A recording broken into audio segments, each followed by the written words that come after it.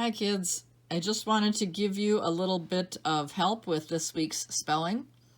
I do want you to know that I just filmed this entire thing and then ended it and went to push the button and realized that I had not recorded it. So, it's the same, isn't it, as in the classroom? Oh my gosh, my mistakes are just way more obvious to me now. All right, anyway, let's go to the spelling lesson for this week. Lesson 31. There are some challenging words this week, but when you turn to page 204 to get started, the first thing you want to do is read through the word list, and then make sure that you go to the bottom section of the page. It's the think and sort. This one will be fairly simple because you're just looking at those suffixes. But the remember part for every one of these units is always the thing that gives you some pretty good information. So the suffixes, oh my gosh, where am I looking? Through my phone. This is so challenging for me. All right, the suffixes this week are EER, IAN, ANT, ENT. So you can see the sort's going to be pretty easy for you. But it's talking about how these are added to base words or root words to form nouns. These nouns often name people. So if we go up to our word list here, let me get my finger over here. Lieutenant, superintendent, merchant, volunteer, participant, electrician, comedian, opponent, applicant, attendant, engineer, custodian, assistant, resident, servant, agent, guardian, musician, tenant, and librarian. So we have the word list here. Couple of things I want to talk to you about, and I know I'm just going to hold this video on these words here for you, but a couple of things. First of all, remember that every page in here uses the word once. So use that process of elimination to help you out.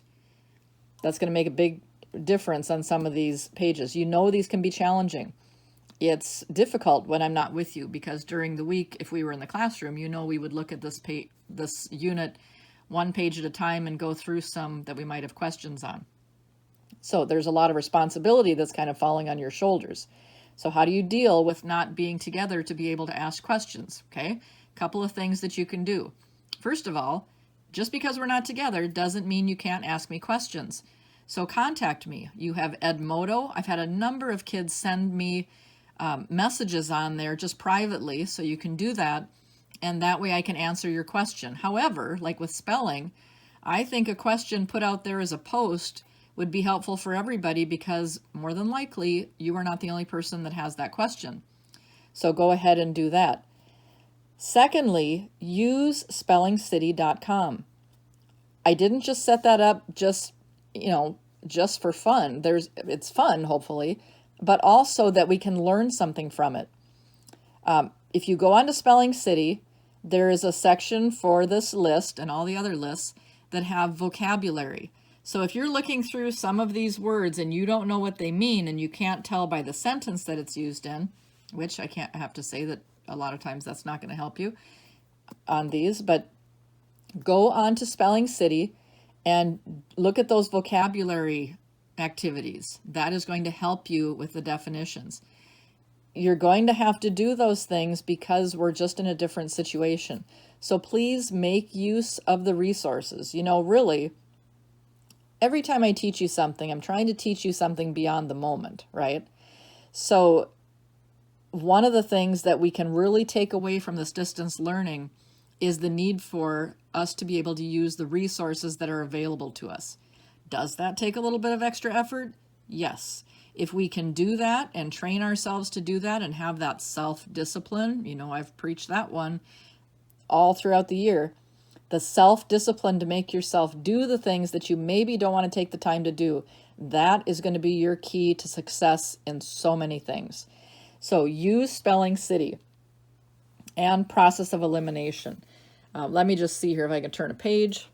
Okay, looking at the page for tomorrow, this section shouldn't be too terribly difficult for you, but the word clues, I have to be careful because I got all my answers over there.